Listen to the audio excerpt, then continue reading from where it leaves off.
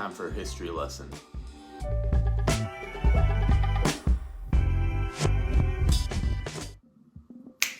What's up, sports fans? Welcome back to Takes from the Couch.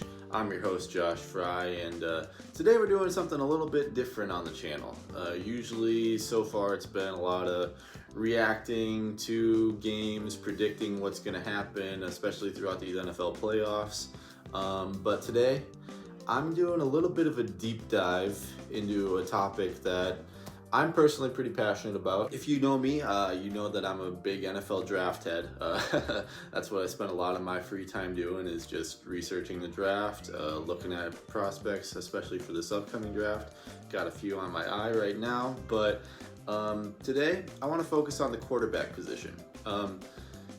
In recent years, there's been a big fascination with being aggressive, trading up for quarterbacks in the NFL draft. I know specifically from my experience covering the Minnesota Vikings, a lot of fans last year, they got pretty upset when the Vikings didn't make a move for Justin Fields, and instead the Chicago Bears went after him. Today, I'm gonna give a little history lesson, I guess, in terms of how trading up for QBs actually has gone in the past.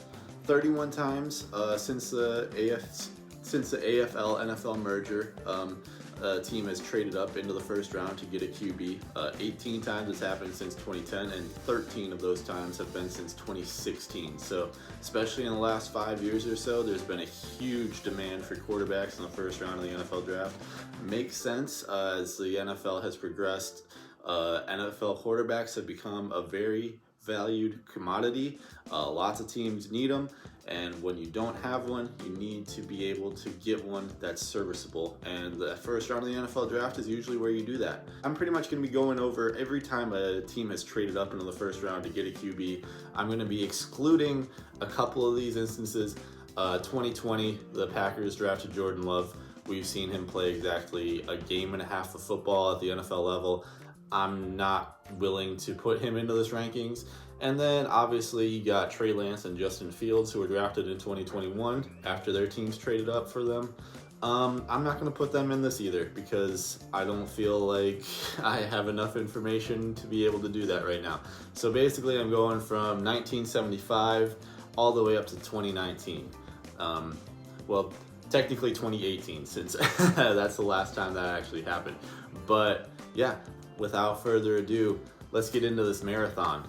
Okay, you guys ready? I sure am. We're doing 28 quarterbacks. We're gonna try to go as fast as possible, but I know that I've already started rambling at some points in this video, so don't expect this to be a quick and easy one. But yeah, 28 quarterbacks. We're starting at number 28. We're working our way up to number 1, and at that 28th position, the coveted last place spot, I've got the Chargers in 1998 when they went after, you guessed it, one Ryan Leaf. Now, Ryan Leaf, one of the most desired quarterbacks back in that 1998 draft. A lot of teams were looking at him. He looked like a for sure prospect going into the NFL. And the Chargers went all in to make sure that they got him in their uniform. They traded their number 3 pick, they traded a second rounder, they traded a 1999 third rounder, as well as Eric Metcalf and Patrick Sapp. All of that to Arizona just to move up one spot to number 2 in that draft. And they selected Ryan Leaf. And yeah, you probably have heard how that has gone since. Ryan Leaf's flame out is a pretty widespread news at this point. Went 4-14 over 2 seasons in San Diego, including an abysmal 1998 season where he threw, over the course of 9 starts, 2 touchdown passes and 15 interceptions. You waste a first round pick like that, and you trade away additional picks and pretty solid players, you're definitely going to end up at the bottom of this list. Then coming in at number 27, might be a little bit of a surprise to some people, but I'm going a recent one here. I got the Denver Broncos and their selection of Paxton Lynch in 2016. Now, this was back when the Broncos were just coming off of that Super Bowl victory. Peyton Manning rode off into the sunset on the Denver Broncos Super Bowl win. For this move, they went and traded their number 31 pick and a third rounder to get number 26. But since that time, Lynch started just 4 games, went 1-3, no longer in the league. To waste a first rounder like that on a guy that really was never a proven starter in the league, basically lasted just 2 seasons as a backup. Yeah, it's not going to look very good. So that means Paxton Lynch and the Denver Broncos come in at the runner-up to last place. Then coming in at number 26, another fairly recent one. You got a shocker. You might see this team a couple times in this list. The Cleveland Browns and their selection of Brady Quinn in the 2007 draft. Now, the Cleveland Browns, they've got a storied history of chasing after quarterbacks.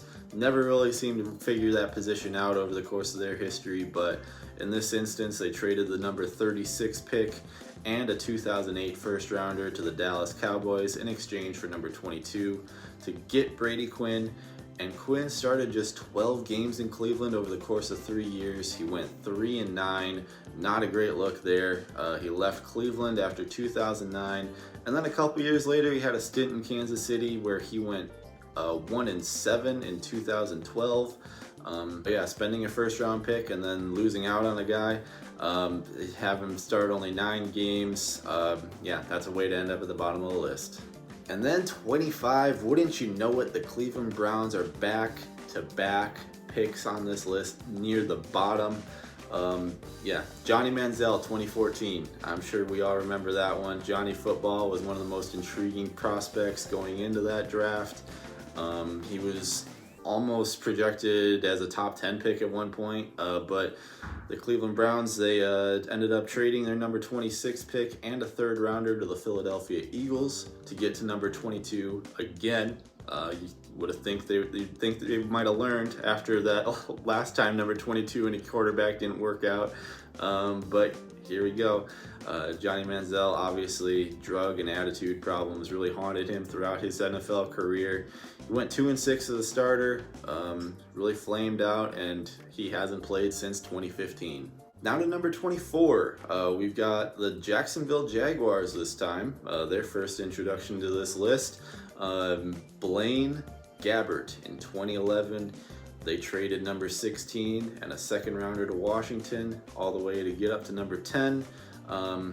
Honestly, it's pretty hilarious at the fact that Blaine was sought after this much at any point in his NFL career, and almost immediately this one turned out to be a bust. He went 5-22 over the course of 3 years with the Jags, threw 7 interceptions over the course of 3 games in 2013 where he went 0-3, and then after that season he was traded to San Fran in spring of 2014 in exchange for a 6th round pick.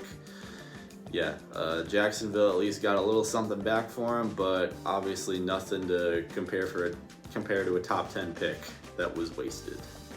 And then at number 23, you got a guy that I honestly considered putting near the bottom of the list right next to Ryan Leaf, but I thought against it. It's the Arizona Cardinals and their selection of Josh Rosen in 2018. They traded the number 15 pick, a 3rd rounder, and a 5th rounder to the Oakland Raiders for the number 10 pick in that draft. Rosen, obviously we know, he only played as a rookie for the Arizona Cardinals, and it was pretty much a disaster. He went 3-10 with 11 touchdowns and 14 interceptions. Immediately after that season, Arizona shipped him off to Miami, but they got a 2nd round pick back for him. So, I mean, they kind of made up for a lot of that draft capital that they lost, other than that 1st round pick that they'll never get back. Honestly, the reason I really wanted to move him further down this list was because Lamar Jackson or Josh Allen could have been had in this draft, and they just whiffed on it. But, I mean, their saving grace here is that because they ended up at the number 1 overall pick, they got Kyler Murray, and he's been an absolute stud for them. So, Josh Rosen didn't do all bad for Arizona. He ended up being the pathway to get Kyler Murray, and hopefully all roads lead to good things from here. Then at 22, you got the Buffalo Bills and their selection of J.P. Lossman. Again, this is pretty straightforward. Buffalo, they traded the number 43 pick, 4th and 5th rounder, and a 2005 1st round pick again to the Dallas Cowboys for, again, the number 22 pick. Seems like Dallas Cowboys getting picks and number 22 being a bad spot for a quarterback. It's a bit of a trend here. But yeah, for costing 4 draft picks, Lossman was never really worth that price, not even close. Went 10-23 over the course of 2005 to 2008. Started a full season just once, and in that year, 2006, he went 7-9. Yeah, Buffalo kind of got fleeced in this one. Never really proved out to be anything good. But I mean, if we could give him any credit for anything, he didn't only have terrible years, I guess. He did go 7-9 one year, which, hey, that's respectable in the NFL. I'll give it to him. So yeah, he moves up a bit in this list. But yeah, still among the bottom tier of this group. Then at number 21, you got one of the OG trades, the Kansas City Chiefs, and their selection of Steve Fuller back in 1979. For Kansas City, this is a situation where they're looking for a guy to change their culture a bit. They've been under 500 for 5 consecutive seasons. They went 2-12 in 1977 and then 4-12 in 1978. Not great records, so you might as well take a shot on a QB, see what you got. They traded their 2nd round pick. It was the 31st overall selection, and then their 1980 2nd rounder to the Houston Oilers for number 23 this time. And Fuller, he ended up being their primary starter for his first 2 seasons. Overall went 13-18 over the course of 4 years. Never threw over 10 touchdown passes in a season. Left for the Rams in 1983, and then he went on to Chicago to be the Bears' backup from 1984 to 1986, including that iconic Super Bowl season of 1985. And then at number 20, you got another recent one, 2018 draft yet again. This is the 2nd of 4 trades in that draft class, but this one is the New York Jets and their selection of Sam Darnold. This is pretty straightforward. After that Mark Sanchez era of a couple years, we'll get to Mark Sanchez a little later in this video, but the New York Jets never really recovered at the quarterback position after that era. They traded the number 6 pick here, and a total of 3 2nd round selections to Indy to get up to number 3. And again, they could have had either of Lamar Jackson or Josh Allen. Honestly, thank goodness they didn't get either one, because they probably would have screwed up their careers. But as for Darnold, he went through multiple injury problems in New York, and he never really lived up to the hype. He was seeing ghosts. He was seeing ghosts that entire time. But he lasted just 3 years in New York, going 13-25. Stats over that time: 8,097 passing yards, 45 TDs, 39 interceptions. Obviously nothing to really write home about there. And then 2021, he was traded to Carolina for a 6th round pick into the 2021 draft, and then in the 2022 draft, 2nd round and 4th rounders. Overall, they lost the trade. And we'll see where they're at with the quarterback position. They just selected another one in Zach Wilson. But yeah, 3 picks is a steep price to pay to move up just 3 spots and then draft a quarterback that you're going to be losing 3 years later. Number 19 has us stepping back into the time capsule. It's the Indianapolis Colts and their selection of Jeff George in 1990. The Colts had found very little success after moving from Baltimore to Indianapolis in 1984.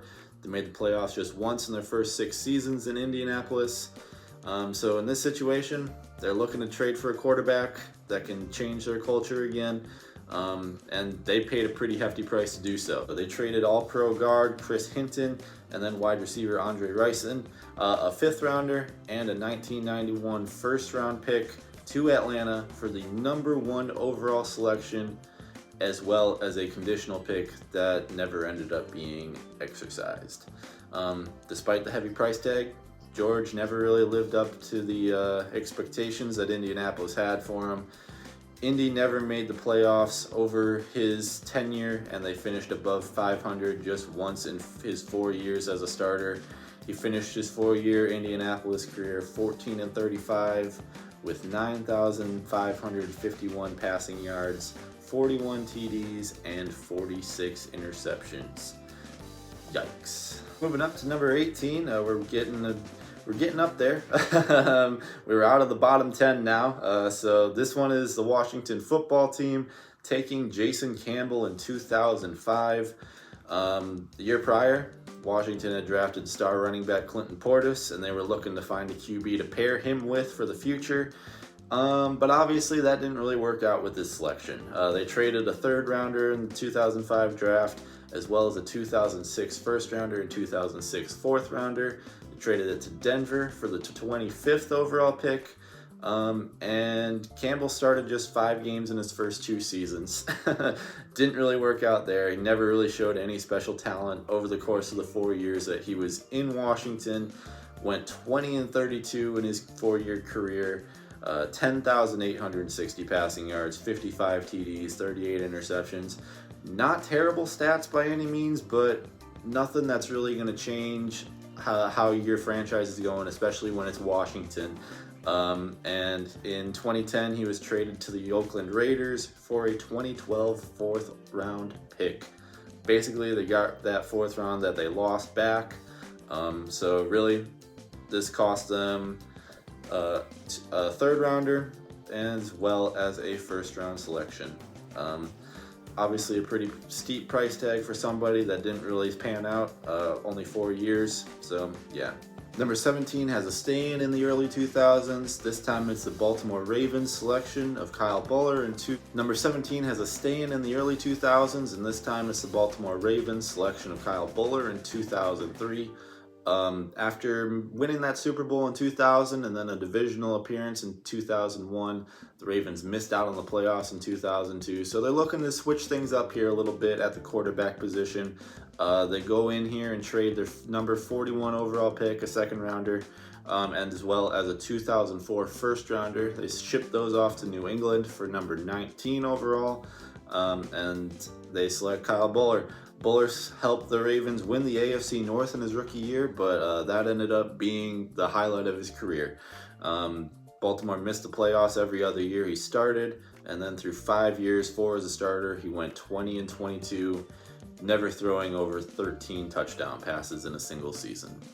Obviously not as steep a price tag as we've seen from other guys so far on this list, but a 1st rounder for a dude that was pretty much a one-hit wonder in 2003. That's a pretty steep price to pay, so yeah, got to knock him a little bit. Kyle Buller ends up at 17. And then at number 16, let me just sit back here for this one. We've got the infamous, the magnificent Jay Cutler. The Denver Broncos selecting him in 2006, trading the 15th overall pick and a 3rd rounder to the Rams for number 11. Cutler always showed flashes throughout his NFL career, but it obviously never really panned out. He just ended up being too aloof, never really was much of a leader. He had a crazy arm though, and that really got him by for much of his career. 3 years in Denver, went 7-9 and 8-8 in 2 years as a starter. 2008 was not a bad year for him by any means. He threw for over 4,500 passing yards and 25 touchdowns. And because of that, Denver was able to ship him off to Chicago in exchange for Kyle Orton, a pair of 1st round picks, and a 3rd round pick. Honestly, a terrific haul. And they ended up coming out on top here. Despite not really having much success with Jay Cutler as a quarterback, they definitely got some great assets in return. So that's how Jay Cutler ends up this high on this list. And now as we approach the middle of this list, it's only fitting that the most average of NFL quarterbacks can end up here at 15. Of course, it's the Chicago Bears and their selection of Mitchell Trubisky in 2017. Bears, we just talked about him, but Jay Cutler, the Bears were looking for somebody to take over after his tenure was up. They started 3 different quarterbacks in 2016, including Cutler, but none of it really worked out. So they traded their number 3 overall pick, a 3rd rounder, a 4th rounder, and a 2018 third rounder to the San Francisco 49ers to move up one spot to number 2. Trubisky was sitting there, they selected him, and he never ended up being more than average in Chicago. He made 2 playoff appearances for the Bears in 4 years. Offense really never proved to be able to compete in those big games. And honestly, the record is fine. Went 29-21 over those 4 years, and the price tag wasn't massive. But the fact that Chicago could have had Mahomes or Deshaun Watson, it's not a great look for that city, and they're still beating their heads against the wall because of it to this day. Moving up to number 14, you've got the guy that walked so Jameis Winston could run. I'm talking about the gunslinger himself, Josh Freeman, Tampa Bay selection of him in 2009. Tampa had 5 different QBs lead their team in passing yards over the course of 6 seasons following their 2002 Super Bowl victory. So they were looking to go all in on a QB. Obviously, they didn't really need to do too much to get that QB. They traded number 19 overall and a 6th rounder to Cleveland in exchange for number 17. So really didn't lose too much here at all. And overall, Freeman was anything but a consistent answer at QB, but he was fun as hell. He was a gunslinger through and through over the course of his 4+ years in Tampa Bay. Finished his career with a modest 24-35 record, but hey, the numbers are flashy. 13,534 passing yards, 80 touchdowns, 66 interceptions. Never made the playoffs in Tampa Bay, but really that's because of a tiebreaker in 2010. He won 10 games, went 10-6, but the Green Bay Packers beat him out because of a tiebreaker. Honestly, hey, minimal price, some exciting moments here and there. It's going to lead you to a middle of the pack ranking here. So nothing really too shabby here. Josh Freeman, number 14. Number 13, you've got the guy that was supposed to be the savior for the Washington football team. Their selection of Robert Griffin III in 2012. After their Rex Grossman and Donovan McNabb experiments, Washington decided to go all in on a quarterback. They traded the 6th overall pick, a 2nd rounder, and 1st rounders in 2013 and 2014 to the Rams for the 2nd overall pick. And obviously, we all know the story. RG3 burst onto the scene as the offensive rookie of the year in that season. Went 9-6 over 15 games with Washington. He had over 4,000 total yards, 27 total TDs. Ended up at the end of the day losing in the wild card round to fellow rookie Russell Wilson. But the bigger problem here was the severe knee injury. He basically was rehabbing for that entire offseason, started 13 games in 2013, but just never got back to his usual form, and he still hasn't found that since. He's just 7-20 as a starter since his rookie season. Obviously, the talent was unequivocally there, but injuries just derailed his career. Given the massive price tag, the 2 first-round picks that you gave up, in addition to wasting the one on Griffin, it's a pretty bad trade. Without that playoff appearance, it'd probably fall a lot farther down on this list, but since RG3 was such a great talent when he was healthy, I'm going to keep it at number 13. Number 12, this one might get a little bit controversial here, but I'm going Denver Broncos and their selection of Tim Tebow in 2010. I know Tim Tebow above RG3 might seem insane, but let me explain a little bit. This was a historically great franchise that really just struggled to find that success following the John Elway era. Brian Greasy, Jake Plummer, Jay Cutler, Kyle Orton, all 4 of those guys combined won a single playoff game over the course of 12 years. So Denver was really just hungry for some success. They traded the number 43 overall pick, a 3rd rounder, and a 4th rounder to Baltimore for number 25. And in 2011, that man Tim Tebow went 7-4, and That included an insane wild card round victory over the Pittsburgh Steelers. Went 8-6 overall in his career in Denver, but that team just really never truly committed to him. Obviously, because that following offseason they got Peyton Manning, so they shipped him off to New York. But hey, a low price for Tim Tebow, and he was just as successful as the previous 4 quarterbacks in Denver combined. I mean, that's got to speak for something. I'm keeping Tim Tebow at number 12. Then at number 11, you got the Minnesota Vikings and their selection of Teddy Two Gloves Bridgewater in 2014. Honestly, 21st century has really not been kind to the Vikings at the quarterback position. You've got little stints here and there like Brett Favre, Dante Culpepper, but nothing really lasting. And in this year, after firing Leslie Frazier and hiring Mike Zimmer, the Vikings were looking to change that, getting aggressive with a quarterback. They traded their number 40 overall pick and a 4th rounder to Seattle to move into the first round at number 32. Honestly, it really feels like it could have worked out. Bridgewater was 17-11 through his first 2 seasons, made the playoffs in 2015. Defense was top 5 in points allowed in that 2015 year, so both sides of the ball were really working together. But ahead of the 2016 NFL season, suffered a devastating knee injury in training camp, never started again in Minnesota. And obviously throughout his career in Minnesota, he was a game manager, but that was a low price, and honestly there could have been success if the injuries didn't happen. We've seen little flashes of it here and there, but he's really just never been the same dude that he was early on in his career. This was a good pick by Minnesota. Didn't give up a ton to get him, but the injuries, they just weren't kind. All right, and then moving into the top 10 here. Number 10, we've got the Atlanta Falcons. Their selection of one Michael Vick in 2001.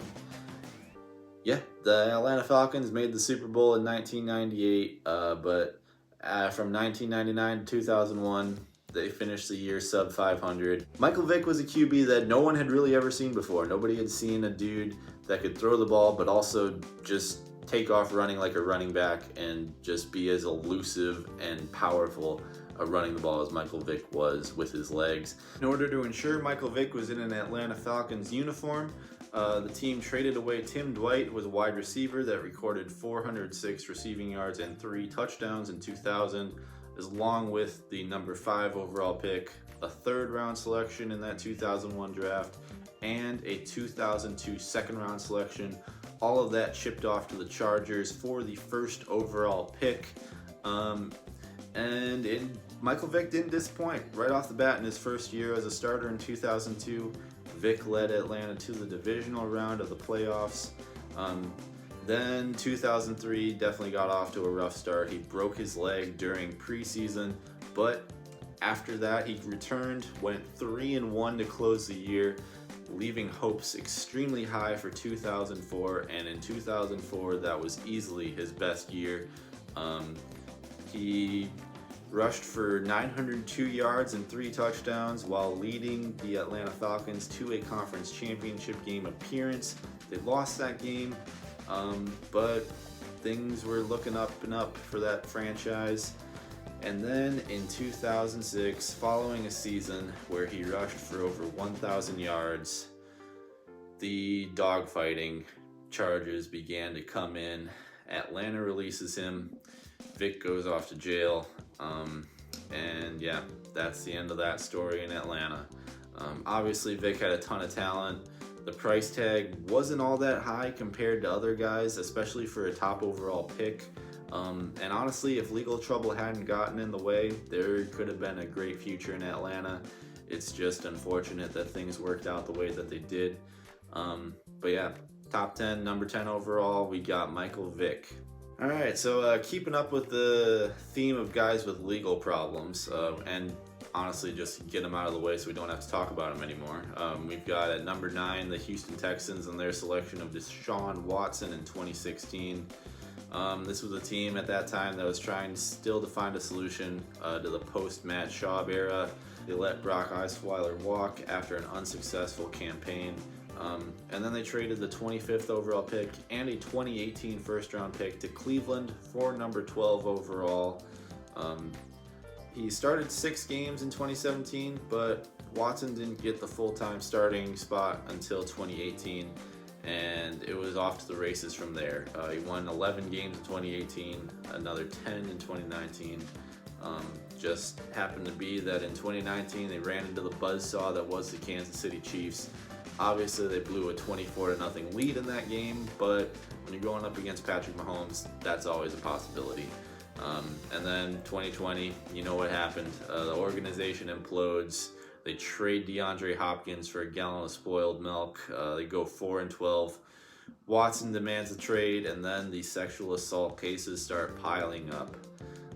From a pure football standpoint, Watson was a home run. I mean, the fact that you only had to give up basically an additional first-round pick to get a Deshaun Watson-type player, that's pretty incredible. But all things considered, this trade gets pushed down the list because who knows what's going to happen here in the next couple months with that. Then at number 8, you got the Sanchez himself, Mark Sanchez, selected by the New York Jets in 2009.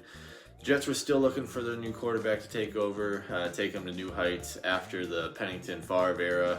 I guess you could call it a Favre era, the one season that he was there.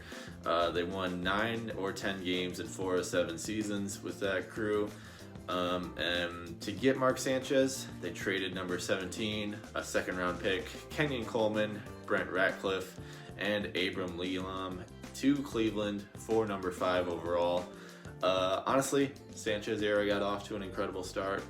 2009, they went to their first AFC Championship game since 1998. And then in 2010, going back to the AFC Championship game, it was the first time that Jets had gone to back-to-back championship games in their franchise's history. After that, though, it was definitely a step down. 2011, they went 8-8. Lost them to some of their defensive prowess that they had in the first 2 seasons. And then the infamous butt fumble takes place in 2012. The Jets draft Geno Smith after that in 2013, and ultimately Sanchez is just a gas fire that flamed out after a really hot start.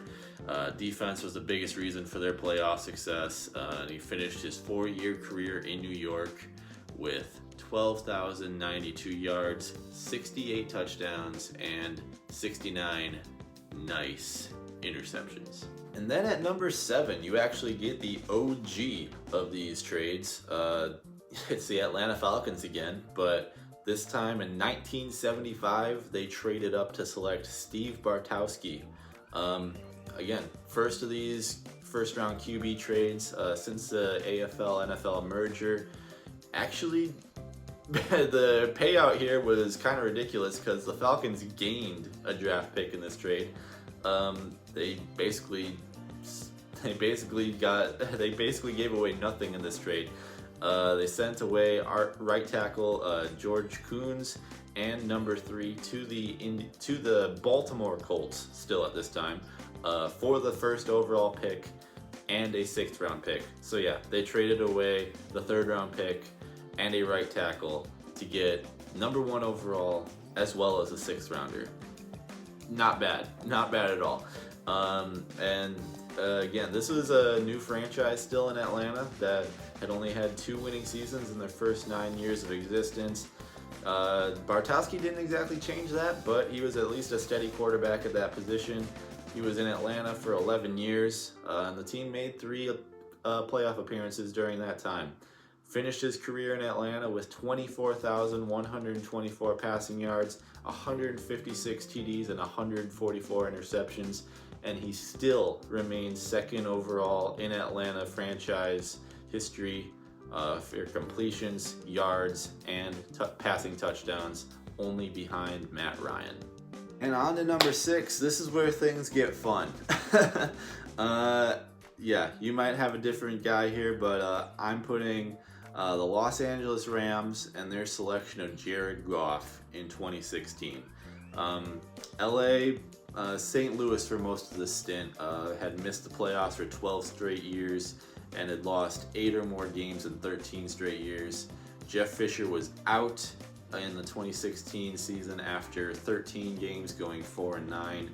Obviously, this was a team that was looking for a complete overhaul of absolutely everything. Sean McVay becomes the youngest NFL head coach in history at 30 years old. They went all in on this 2016 draft, and it shows with this draft haul that they sent for Jared Goff. They sent away number 15, 2 second rounders, a third rounder, a 2017 first and third rounder, 2 Tennessee Titans, 4 number 1 overall, a 4th rounder, and a 6th rounder. And in the Jared Goff era, honestly, it didn't look pretty at times from the quarterback position, but they made the playoffs in 3 of 5 years. Lost Super Bowl 53, obviously, to the New England Patriots and Tom Brady. And then, following the 2020 season, they traded away Jared Goff to Detroit for Matthew Stafford. But they had to trade away 2 more first-round picks to get Stafford into LA. Goff finishes his LA career, 69-game career, nice, with 42-27 record, 18,171 passing yards, 107 passing touchdowns, and 55 interceptions over the course of 5 years.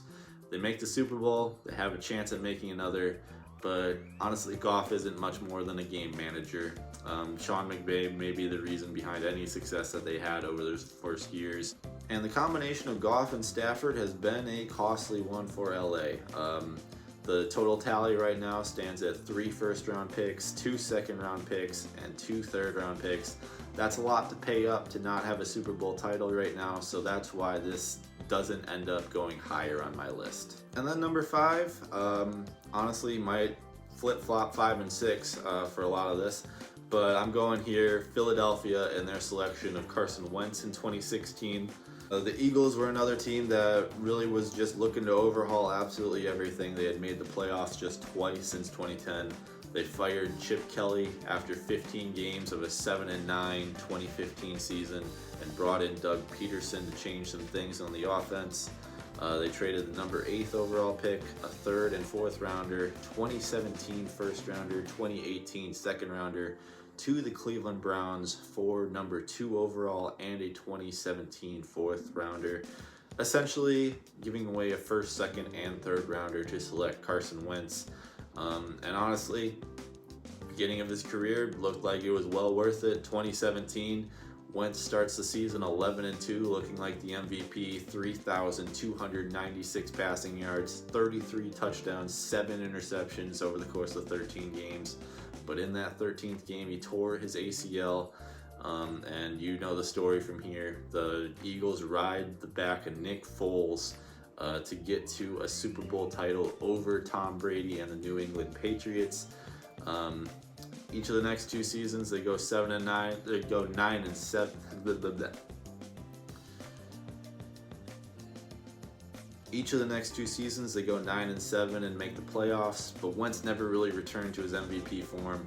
Again in 2018, Wentz goes 5-6, and Nick Foles has to step in, finish the year 4-1.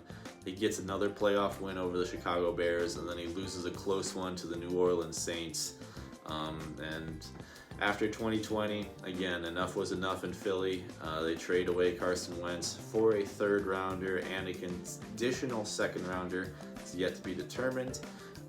Wentz finished his Philadelphia career 35-32-1 with 16,811 passing yards, 113 touchdowns, and 50 interceptions.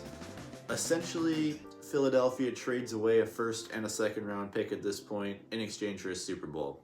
So, I mean, not really that bad. I'll take that any day of the week, honestly. I mean, obviously, Carson Wentz didn't win them the Super Bowl himself, but the fact that he went 11-2 over that 2017 season, it put him in great position to get a home field advantage throughout the playoffs, and Nick Foles was able to take advantage of that and lead this team. Then at number 4, again, one you might feel a little bit iffy on in my selection here, but I'm going with the Baltimore Ravens. That's not the surprising thing here, but it's their selection of Lamar Jackson in 2018. Honestly, it's just a lot like the past couple selections here. It's just the Baltimore Ravens. We're looking to evolve in the offensive side of the ball for a little bit. Baltimore had missed the playoffs for 3 straight years for the first time since 1996 to 1999, and those were their first 4 seasons as a franchise. So this was not a team that was used to long stretches of non-successful football, let's just say. So they sent their 2nd, 4th, and 2019 second-round picks to Philadelphia for number 32 and a 4th rounder. Lamar Jackson gets selected at number 32, doesn't get to fall into the 2nd round. And as a rookie, he steps in halfway through the year and he goes 6-1. They lose the wild card game to the LA Chargers and Phillip Rivers. And then Ravens make the playoffs for 3 straight years. They went 8-9 in 2021, obviously, but that's because Jackson only played 12 games because of an injury. MVP, AFC North title in 2019, first playoff win since 2014 and 2020. Things are working out in Baltimore with Lamar Jackson there, so I mean, you can't knock this trade at all. And at number 3, you got the other Baltimore quarterback, Joe Flacco in 2008.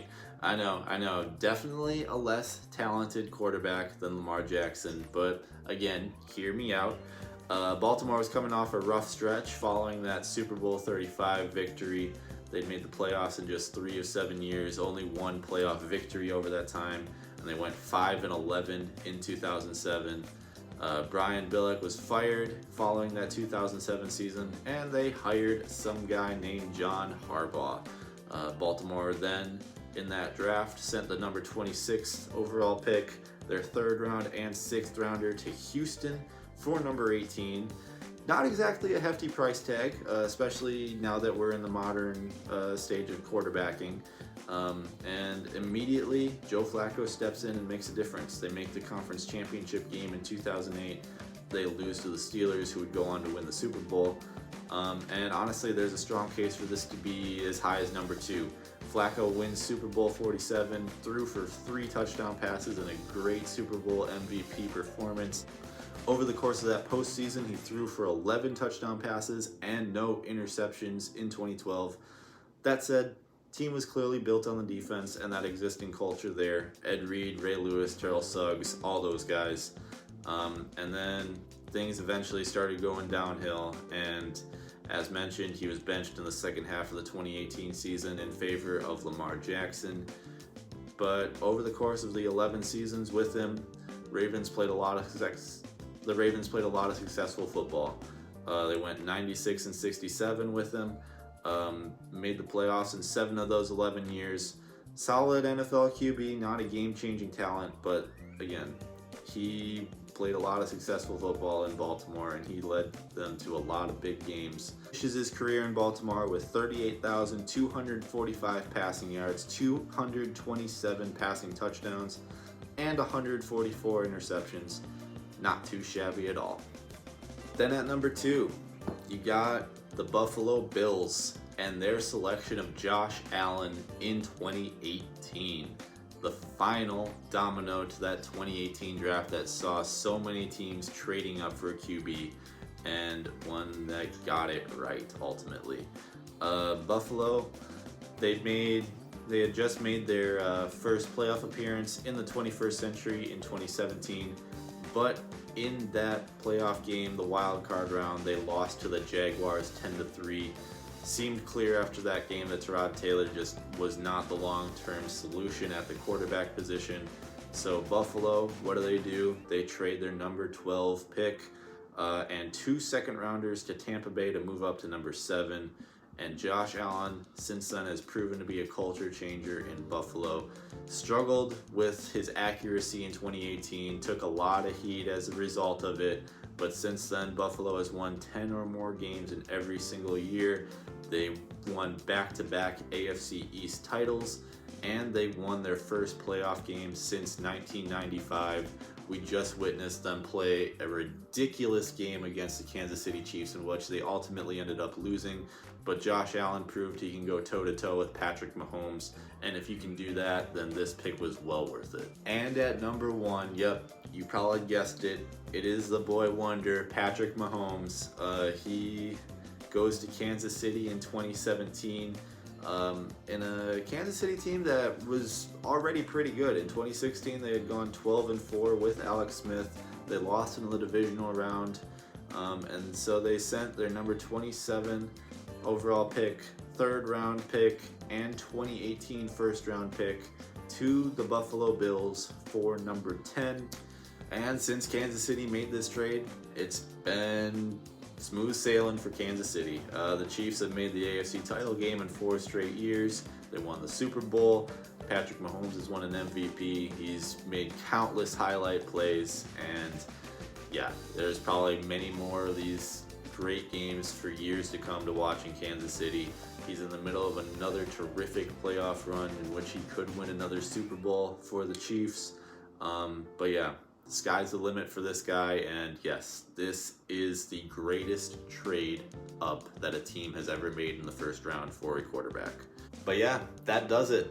Marathon is concluded.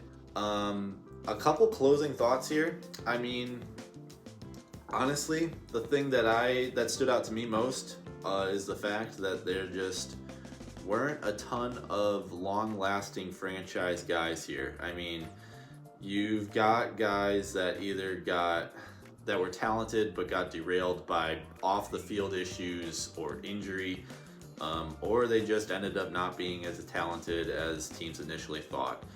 The only real guys that I would say you could build a Super Bowl team around here land in the top 5 because, well, they've done it. Other than that, the remaining 28 on this list, and we'll see for the guys that we left off, Jordan Love, Trey Lance, Justin Fields, we'll see if they can be anything different. But yeah, honestly, it just doesn't feel like trading up for QB ends up panning out as much as people think it does. So that's just my 2 cents. This was a lot of fun. Hopefully you enjoyed it. I'm going to be honest with you, this video was an absolute crap ton of work. I think by the time I'm done with this is going to be about a 12-hour project from start to finish. So yeah, it was fun, a lot of work. I'm tired, but yeah, have fun watching the playoffs this weekend, and I'll see you all next time.